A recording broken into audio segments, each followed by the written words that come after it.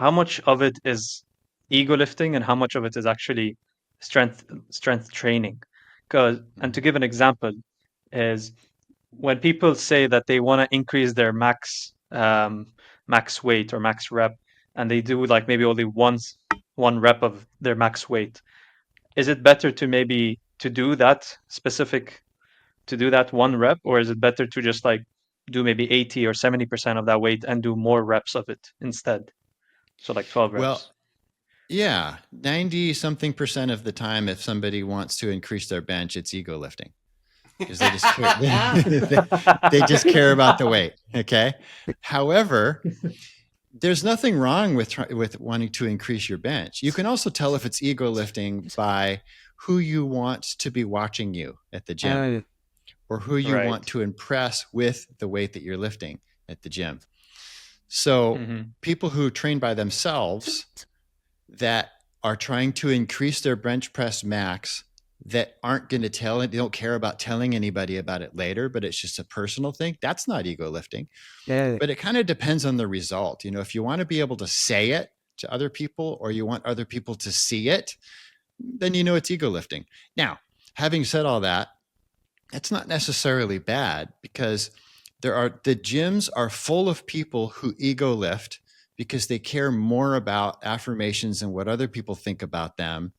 But if that's what gets them there and keeps them going, with this healthy habit of exercise, great, I'm all for it. You know, keep it up. It's something you might want to work on a little bit just because you want to get your self-image from yourself. But if it's getting you there and keeping you there, great, keep doing it and let those be your goal for now, because and especially until you establish this habit as a lifestyle. If that's what it Yeah. takes, yeah, some brain types need that. Great, more power to you. Hopefully they get self-awareness while doing this good habit as well. Bingo. 100%. Exactly. excellent. Very few Ali. people who ego lift when they're young are still lifting when they're old. Uh, So that goes to your Mm. point you just said of hopefully they'll get something, you know, they'll be able to transform themselves internally along the way. But if it's what gets people started, that's great. Yeah. yeah, that's what I don't That's get a about point. those pro bodybuilders that take way too much, steroids, and they ruin their Yeah. bodies, and they're trying to push themselves too hard. I'm like, if you really love this as a sport, don't you want to be doing this when you're older and not just Yeah. for a limited amount of time? If this is your Right. identity and who you are, and you want to die doing this, I don't know. Yeah. It's such a weird thing. And I want to ask you about TRT real quick. Just Yeah. TRT, testosterone replacement therapy.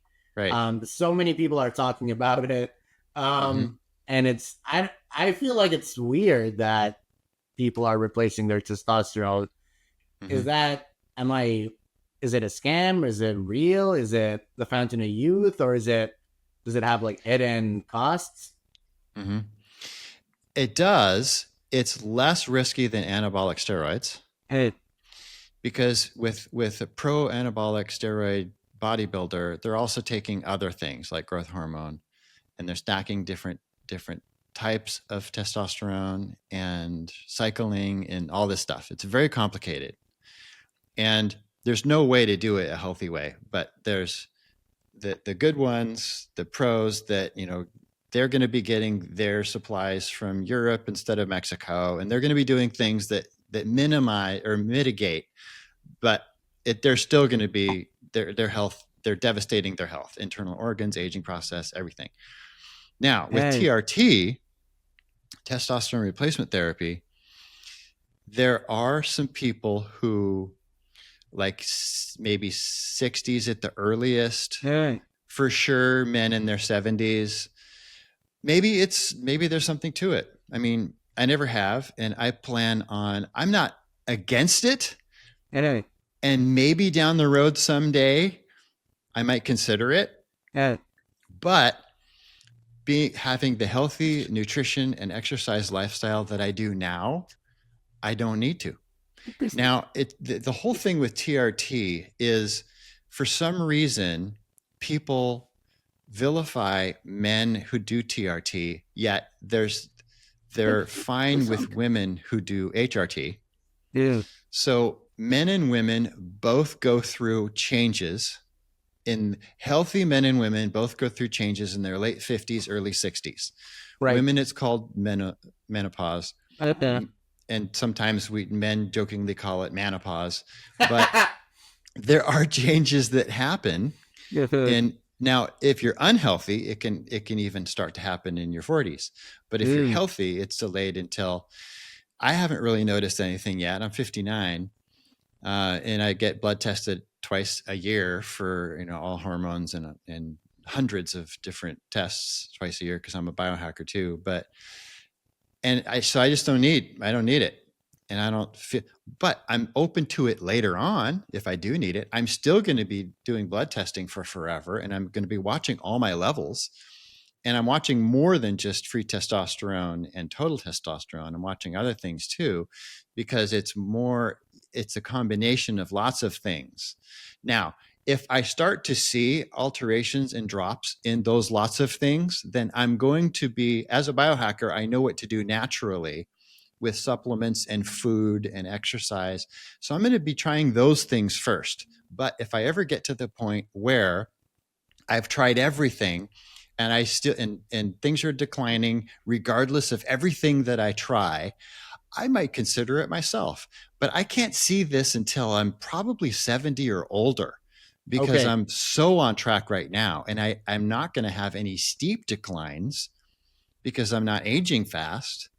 So but for other people that are in a different situation, or maybe have different genetics or challenges or whatever it is,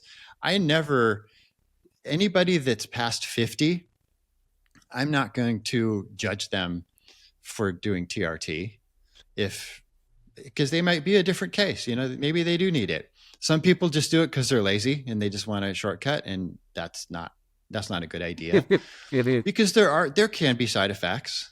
Because even though it's not high doses like anabolic steroids, it's still taking something exogenous that's not natural. Even if it's hormone identical, it's better, but it's still not you.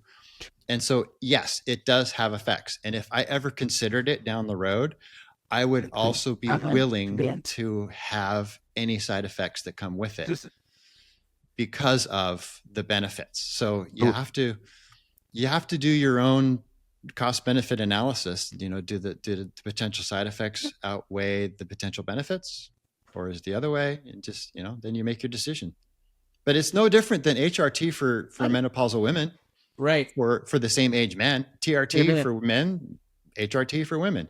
They're both fine. If it's going to help you and the benefits outweigh the risks, then I'm all for it.